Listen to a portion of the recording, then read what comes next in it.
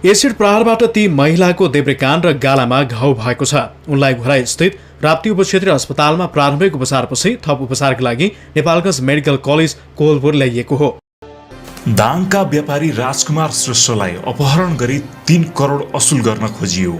अपहरणकारीले पैसा उठाउने उद्देश्यका साथ टीकाराम घरती मगरले आफ्नी छोरी पूजा घरती मगरलाई प्रयोग गरेर व्यापारी श्रेष्ठको अपहरण गरे पनि न त पैसा उठ्यो न त व्यापारी श्रेष्ठ जिउँदा नै रहे। दाङ धनौरू 1 चिलेरियाकी 65 वर्षीय दिव्या चौधरीलाई बोक्सीको आरोपमा सोही स्थानमा बस्ने हरिबहादुर चौधरीले गत शनिबार गोठाला गएको बेलामा कुटपिट गरेका हुन्। दाङ एसियाको त भन्न मिल्दैन, तर नेपालको सबैभन्दा ठूलो उपत्यका हो। जति ठूलो यो उपत्यका छ त्यति नै सुन्दर र मनोरम यो भ्याली रहेको छ। यतिकै विशाल र सुन्दर उपत्यका नेपालमा कतै पनि छैन। काठमाडौँ उपत्यका भन्दा लगभग 5 गुणा ठूलो छ दाङ उपत्यका। भित्री मधेस भनिन्छ दाङ जिल्लालाई। लुम्बिनी प्रदेशको राजधानी जुन देउखुरी भनिन्छ त्यही देउखुरी दाङ जिल्लाभित्र पर्दछ। तुलसीपुर, लमही, भालुबाङ, घोराही यी केही स्थान हुन् जसले बजारीकरण मार्फत दाङ जिल्लामा व्यापारीकरणलाई बढाउँदै लग्दै गइरहेका छन्। साथै दङ्गीशरण राजाको दरबार, जखेरा ताल, पुरनधारा झरना, बाराकुने दह, छिल्लीकोट, सवारीकोट, पाण्डेश्वर महादेव मन्दिर, चौघेरा मन्दिर, सल्यानी राजाको दरबार आदि यहाँका पर्यटकीय स्थल हुन्। अब यी सब कुराहरू हुँदाहुँदै पनि दाङ जिल्लामा पर्यटकहरूको आगमन लगभग शून्य नै छ। यसकारण दाङ उपत्यका अति नै रमणीय ठाउँ हुन सक्थ्यो, तर केही कारक तत्त्वहरूले गर्दा यहाँ पर्यटकहरूको आगमन नै लगभग नको बराबर हुन गएको छ। यस पछाडि केही कारक तत्त्वहरू पनि छन्, जस्तै कि यहाँ अपराधीहरूको बोलबाला। कसरी छ अपराधीहरूको बोलबाला, यसका लागि यसलाई एउटा केस स्टडी मार्फत बुझ्ने प्रयास गरौँ। जसरी तपाईहरूले अघि बुझ्नुभयो कि उपत्यका ठुलो छ भने जनघनत्व पनि ठुलो र उल्लेख्य नै हुने भयो। कसरी भने दाङ भित्री मधेसमा पर्ने जिल्ला हो र खेतीपातीका लागि पर्याप्त मैदानी क्षेत्र भएकाले राप्ती अञ्चलमा पर्ने रोल्पा, सल्यान, रुकुम, जाजरकोट र प्युठान दाङतर्फ आकर्षित हुने नै भए। अब यसमा जनसङ्ख्या जुन बढेको छ यसले भने रोजगारी पनि त्यति नै आवश्यक त्यहाँ रहने भइहाल्यो। यस्तोमा उद्योगका नाममा केही पशुदाना उद्योग, एक आधा मसला उद्योग र 1-2वटा पिउने पानी उद्योग र बाँकी रहेका केही फ्लोर मिल, डेरी उद्योग, यसबाहेक केही शिक्षण संस्थानहरूले रोजगारी त दिएका छन्, तर ती सीमित उद्योगहरू र संस्थानहरूले त्यति ठूलो बेरोजगारी म्यानेज गर्न कदापि सक्दैनन्। अब यस्तोमा ती बेरोजगार मानिसहरूको जुन समूह छ त्यस समूहमा क्रान्तिकारी सोच बोकेका केही गलत मनसाय भएका व्यक्तिहरू ठूलो मात्रामा यस समूहभित्र पर्दछन् भने यस्तालाई रोजगारी दिए पनि कहाँ सजिलै जागिर गर्न मन होला र यिनीहरूको। किनकि जहाँ सजिलै लुटेर मागेर खाने बानी परेको हुन्छ त्यस्तालाई सरकारले तोकेको 17,300 न्यूनतम तलब भत्ताले कहाँ चित्त बुझ्छ र। यिनीहरू बरु खाडी जान सक्छन्, तर सामान्य जागिरमा भविष्य देख्दैनन्। कहिले चन्दा त कहिले फिरौती त कहिले असुली जस्ता यस्ता धन्दाहरू चलाएर बसेका छन् यी केही बेरोजगार युवाहरू। म यहाँ सबैको कुरा गर्दैन, केही त राम्रा पनि छन्, तर 90% जुन युवा छन् ती युवाहरूले गर्दा यो सब युवा समूह नै बदनाम छ। त्यहाँका सामान्य पसलेहरूलाई बाध्यता छ समय समयमा यिनीहरूलाई चन्दाका रूपमा बकायदा रसिद काटेर यिनीहरूले माग गर्छन् र यसमा त्यो चन्दा बापत रकम नदिने हिम्मत पनि कसको होला र तिरै पर्ने बाध्यता हुन्छ। अब यो बेरोजगार समूहले अहिले निकै खतरनाक मोड लिएको छ, जहाँ यिनीहरू अत्याधिक व्यस्त छन्। जस्तै चुनावका बेलामा यिनीहरू मोटरसाइकल रैली निकाल्नमै व्यस्त हुन्छन्। त्यसपछि यिनीहरू केही समय यातायात व्यवसायीहरूका लागि दौडधुप गर्छन्।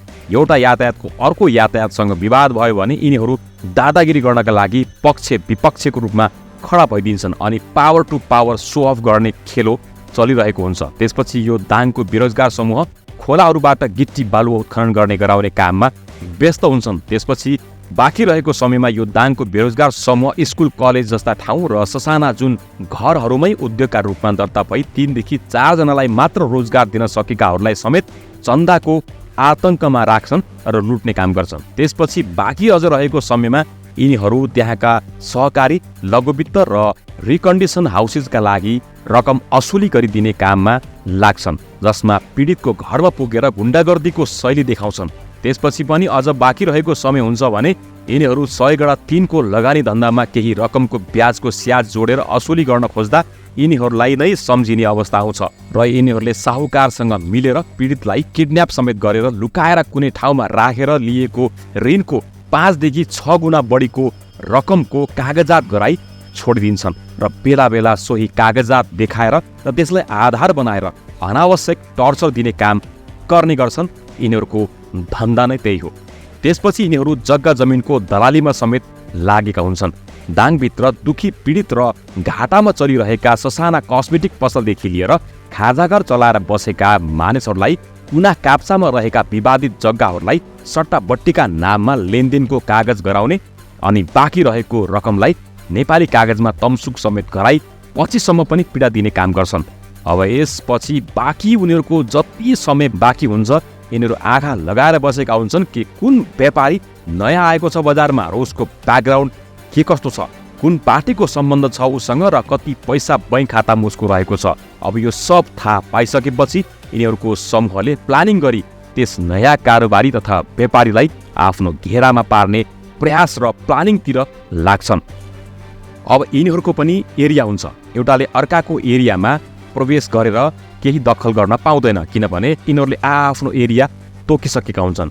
यसपछि यिनीहरूले एकअर्काको एरियामा प्रवेश गरेर हनन गर्दैनन्। आफ्नै एरियामा यिनीहरूले सब प्लानिङ गरेर घेराबन्दी गर्छन्। अब त बुझ्नुभयो होला नि कसरी यस्ता अपराधीहरूको बोलबाला छ दाङमा, विशेष गरी तुलसीपुर र घोराई क्षेत्रमा। यस्ता गलत मनसाई गरेका बेरोजगार समूहमा माओवादी विशेष गरी विप्लव समूहको बोलबाला अलि बढी छ। यस्ता अपराधीहरूको चर्तीकला हरेक दिन त्यस क्षेत्रमा घटना घटाएर आफ्नो नाम कमाउनेमा रहन्छ। यसको प्रमाण चाहिन्छ भने तपाईहरू बुझ्न सक्नुहुनेछ कि यदि कुनै समय विप्लव निकटले बन्दको घोषणा गर्छ भने सो बन्द घोषणा गरिएको दिन यदि कुनै साधारण व्यक्ति बन्दको अवज्ञा गर्नतिर लाग्यो र बाहिर निस्क्यो भने सो व्यक्तिको साइकल र मोटरसाइकल जुन पनि साधन सो व्यक्तिसँग हुन्छ त्यसलाई आगो समेत लगाउन पनि यिनीहरू पछि पर्दैन र यस्ता घटना धेरै पटक भइसकेका छन्।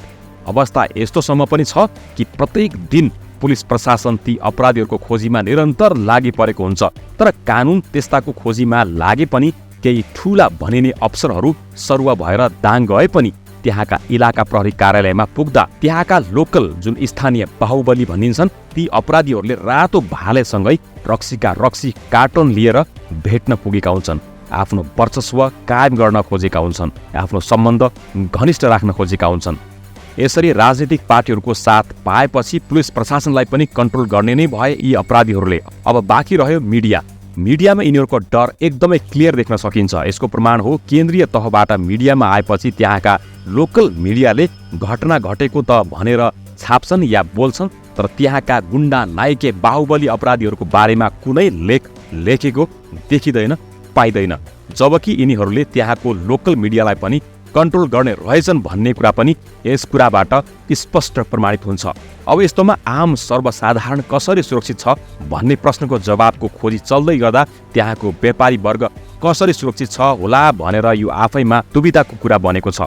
अब समस्या व्यापारीहरूका लागि त छँदैछ तर यस बावजुद पनि यसका दुईवटा समाधान अहिलेको अवस्थामा चलिराखेको छ। एउटा भनेको त्यहाँका लोकल व्यापारीहरूले त्यो ठाउँ छोड्ने र अन्य ठाउँ जस्तै काठमाडौँ या अवसरका खोजी गर्ने क्रममा अर्को कुनै ठाउँ, त्यसै गरी अर्को भनेको त्यही बस्ने तर ती अपराधीहरूलाई पाल्ने पोस्ने र उनीहरूको अधीनमा जी हजुरी गर्ने।